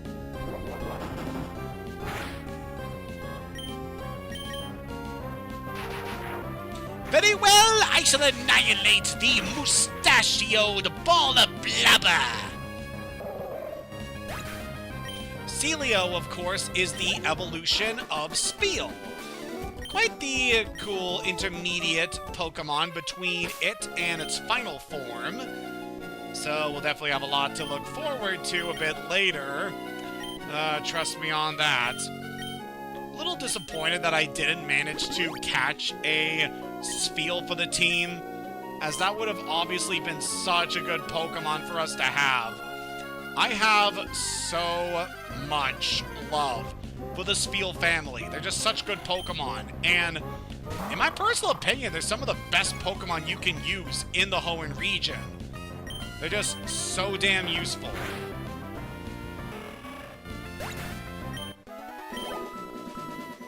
But yeah, the cards were not in our favor, and eventually we're gonna have to deal with the fully evolved member of that family. And trust me, it's gonna be a formidable fight when we eventually get to it.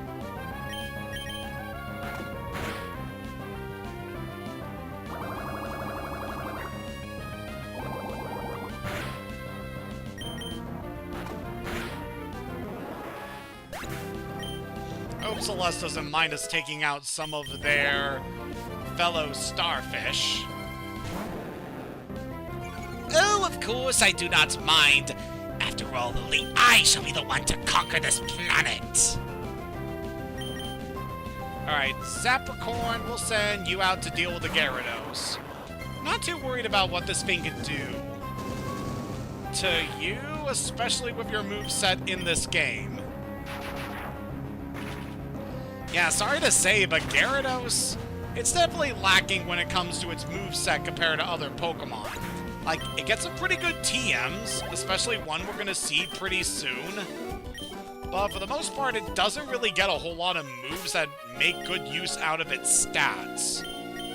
But if you are like me and familiar with what the games eventually become starting in Generation 4, you know Gyarados becomes a really, really good Pokemon. Like, we have obviously seen a lot of good use from our Gyarados in this playthrough, but trust me, if and when we eventually get around to doing a Nuzlocke run of... I mean, let's face it, Platinum is pretty much the only one of the Gen 4 games that's going to be worth playing on this channel. when we eventually get around to it, we will really see just how formidable Gyarados is as a Pokemon. Swimmer Laurel over here. Love Disc. More of the same Pokemon we've been encountering all throughout here. But we shouldn't have to worry too much. Your one chance to attack us, and you completely failed.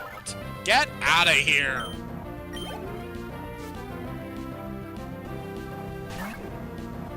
Alright, there's another Love Disc. Should be no problem.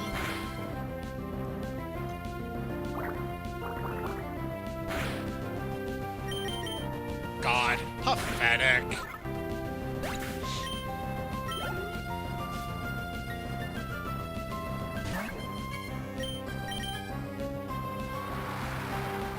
Let's just wash this last one away.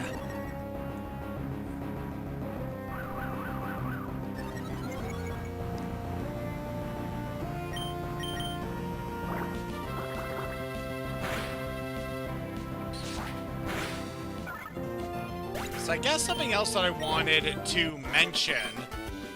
So pretty soon I would like to try and schedule some time to go see the new Pixar film, Hoppers, as I've heard that one is a pretty good movie, and that it would definitely be something that's up my alley, as someone who just really likes very fun and expressive animation and stuff.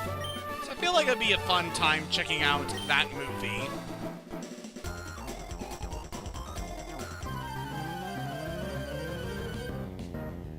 Yeah, it is kind of interesting at this point, just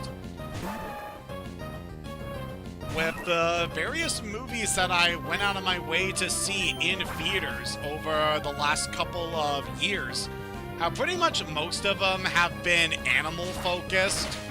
Like, last year I saw Bad Guys 2 and Zootopia 2, and this year I saw Goat. And I'm also planning on seeing Hoppers, so yeah, definitely a lot of focus on animals in my catalog of movies I went out of my way to see. I mean, that's not all I'm going to be watching anytime soon. Like, I picked up a copy of Predator Badlands pretty recently, and I don't know, I'll probably check that out pretty soon. I hear it's a really good movie, so I'll definitely want to check it out soon. Alright, had a pretty good time against this black belt. I'm always a little cautious about having Gladys take those guys on because she is on the frail side given her stats, and those fighting-type Pokemon are very powerful. But she was able to handle them pretty well, which is to be expected. She is a Swellow. They are quite good. Well, like that, we managed to make our way back to Salateport City. Alright, so before we go pay a visit to the Trick Master and end this session today, I want to swap around some of our Pokemon and try to get a little bit more action with some of our guys that we have not got a chance to use in this session. Yeah, since we've been in the water for so long, I definitely want to have Liam, Zapricorn, and Celeste in our party. But I want to give some other Pokemon some action. Especially ones that are going to not need to worry about the water anytime soon. For obvious reasons. Also definitely want to try and level up Titania, because she is pretty close to getting an evolution. And that would be very nice to see. Alright, you can all stay in the box for now. Oh, I want to check on our Horsey. So, Aquaria here is docile. Okay, neutral nature, that's fine. So yeah, stats really aren't that special at the moment, but trust me, we'll get you leveled up pretty soon, and you're gonna be very good. I don't know if I'm gonna add it to my final team, considering some of my other options, but, you know, it would be nice to have as backup in case something happens to someone else. Because, trust me, we are gonna come up to some pretty tough battles coming up.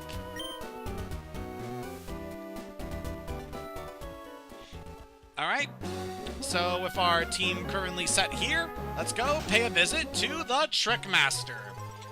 So, I believe we should have 2 different appointments with the Trick Master here today.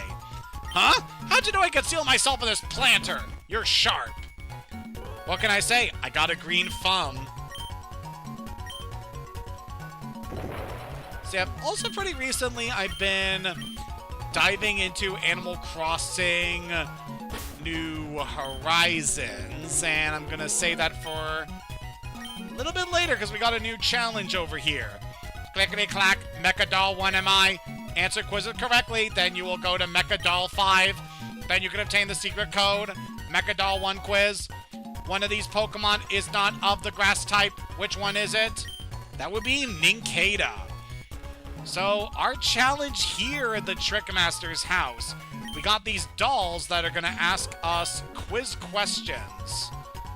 So this one is Shroomish, you were looking for. So yep, you just need to answer all the questions that are relating to various things throughout the series. Sell 1 escape rope and buy 1 antidote.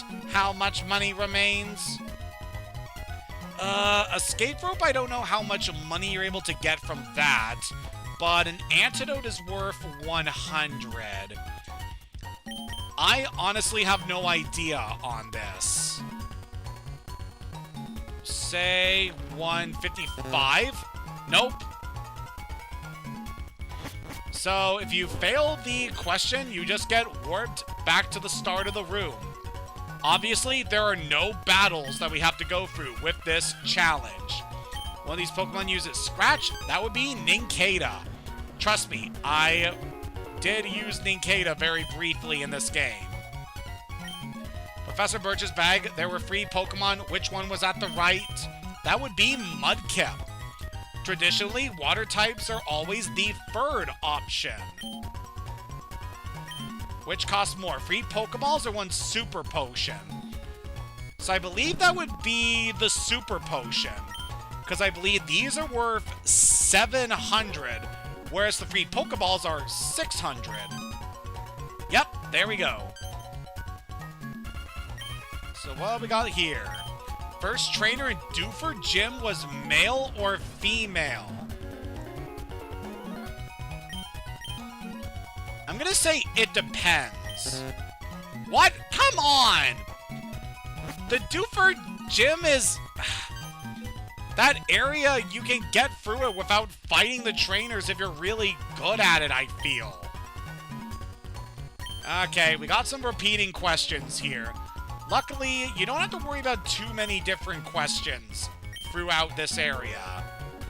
If it was offered for a trade at the Pokemon Trainer School. I'm gonna guess C-Dot. There we go. Yeah, this isn't a situation like we're dealing with Gruntilda. Oh, we got this again. Well, by process of elimination, I now know what the answer to that question is. But yeah, there's only a handful of questions that the Mecha Dolls will ask us. So if we're just persistent, we should be able to get through this. Wow, like every single question this guy asks involves Nincada, it seems. C-Dot, I know is the answer there. Then we have this guy.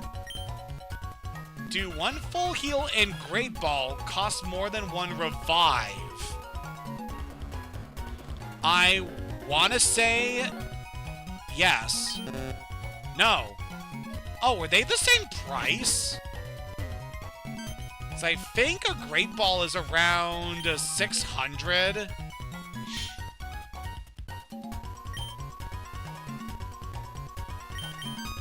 I think a Revive is worth around 700.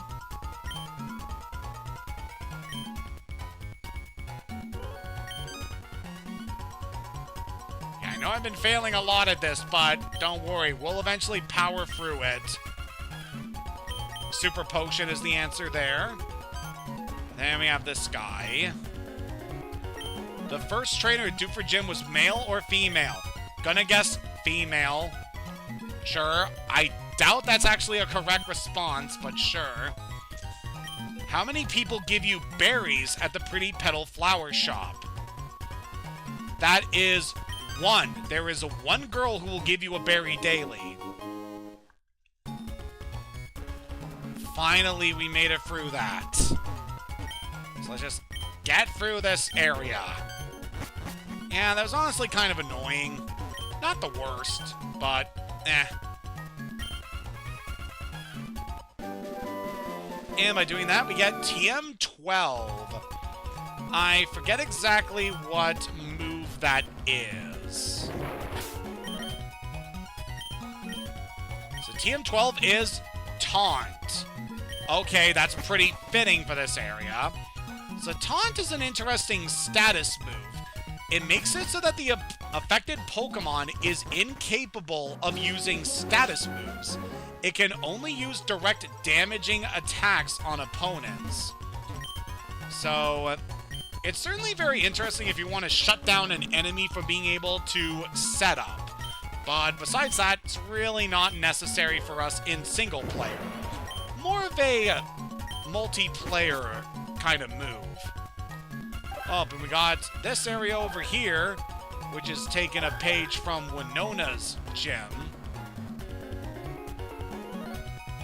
Alright, I'm gonna flip you here. It's gonna be a bit interesting maneuvering our way past the turnstiles. At least this time we got some trainers we can deal with. I'm getting dizzy from these rotating doors. You and me both, man. I've been streaming for over an hour now, and I'm starting to get a bit tired here. Oh, hey, it's Cacturn! Been a while since I've seen this guy. Of our options, Gladys would be the best for taking you out. So Cacturn here, obviously, is the evolution of Cacnea. This thing is a grass dark type, pretty strong attacker, though it doesn't really get the best moves by level up. So it's a little awkward to recommend this guy. Along with that, it's also pretty frail. But, you know, it's an excellent Sandstorm user because it has access to Sand Veil as its ability, so it can definitely get very evasive and hard to hit. This thing is just very creepy in terms of just its lore. Like, Cacturn is a scarecrow that's made from a hollowed-out cactus. And these things are known to stalk their prey in the desert for miles until they eventually tire out. And then the Cacturn will rush in to finish them off in order to suck out their bodily fluids. Just, God, such a disturbing Pokemon.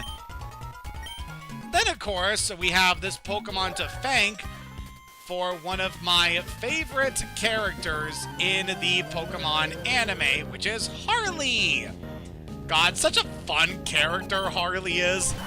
It's just this obviously queer-coded man who is obviously very effeminate. He dresses up like a Cacturn, and he's so petty that he holds vendettas against children simply for them not liking his cooking. Like, he's just such a spiteful bitch, and I love him for it. Such a fun character. Easily one of my favorite additions in the Hoenn saga of the Pokemon anime. Some of the Pokemon here are actually pretty formidable with their levels, since this is the challenge you do after beating Tate and Liza. So, hopefully our team's able to weather whatever we come across here. Mostly we're dealing with grass types. So, we blocked off access to that item there. But I am pretty certain that that's just going to be a male, since those have always been the items you find down here in the Trickmaster's base. So, I'm not going to worry about that. We've gotten plenty of mail before. They are not integral to our journey.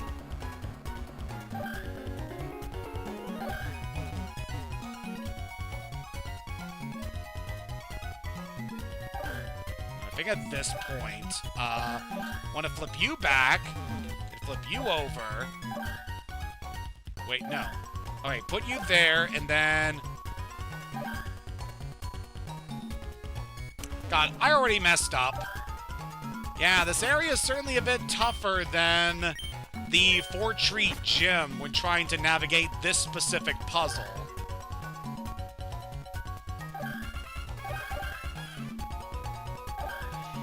If I want to flip you there, then go this way. Good. And we have an opportunity to actually get this item, even though I know it's not going to be good. You can grab Glitter Mail. Yeah, I knew it wasn't going to be anything special. So, while we're going through the rest of this area, something else I wanted to mention that is quite interesting to me. So, pretty recently, I've been following this channel the last couple of years called Legends of Evantris, where they're a crew that dedicates a lot of their time to doing D&D related content. And very recently, they've announced that they are doing a Kickstarter for a sci-fi setting as a part of a D&D expansion they're working on. And it is just a very cool in concept. I just really like what they have shown off so far. So the thing they're doing is called Neon Odyssey. And it's just a D&D setting that is set in a sci-fi universe that enables you to just freely explore like the advances of space, doing different kind of missions, like going on bounties, dealing with various different enemy factions, and getting to experience all different kinds of cool sci-fi stuff. Like, especially with the demo games that they have done over the last couple of weeks. Been pretty fun seeing the different things they got to do. Like, one of them is obviously very comedic based, where they're playing as these animal video game character archetypes. Another one, they were playing this team of people who run a tavern in a very sleazy area, and like all of the different things they had to worry about, like dealing with some thugs working for mafia coming into their bar looking for something of interest to them. Yeah, definitely pretty cool seeing like all the different ideas for stories that they're able to concoct using this universe that they've come up with. So I'm very excited for this eventually getting released. It's definitely something that's up my alley. Even as someone who hasn't really played D&D himself, but has a lot of... definitely dedicate a lot of time to watching a lot of D&D content online. So I'm fairly familiar with a lot of the rules about this, and I don't know, it would definitely be something I would be fond of trying one of these days. Especially with some folks online who might be interested in that. But we're finally through that maze of doors. You're almost my equal in greatness! And by doing that, we get the magnet. So that is an item I definitely want for either Zapricorn or Celeste. So this is the item that improves the damage of electric-type moves. Very similar to items like the Miracle Seed and Heartstone. And now we've taken care of that. This should be the last Trickmaster challenge that we can do for the time being. Yep, he's gone back into position. So yep, that was definitely a very successful session. Managed to take care of there. Managed to trade up a good deal of our Pokemon. Got to see quite a bit that we can find out in the open ocean of the Hoenn region. And we managed to even catch a few more Pokemon and get ourselves prepared for eventually being able to level up these guys and gain to see what else we can do with them. So, I feel like this is a good stopping point here today. We are nearly 10 minutes past 2 hours here today, and I am getting pretty exhausted of talking at the moment, so we'll definitely be taking a break here. But thank you for joining me in this portion of our Pokemon Sapphire Nuzlocke. Next time, we're gonna take the fight to Team Aqua and try to stop their plans once and for all. Until next time, have a good night, and take care, everyone, and stay safe.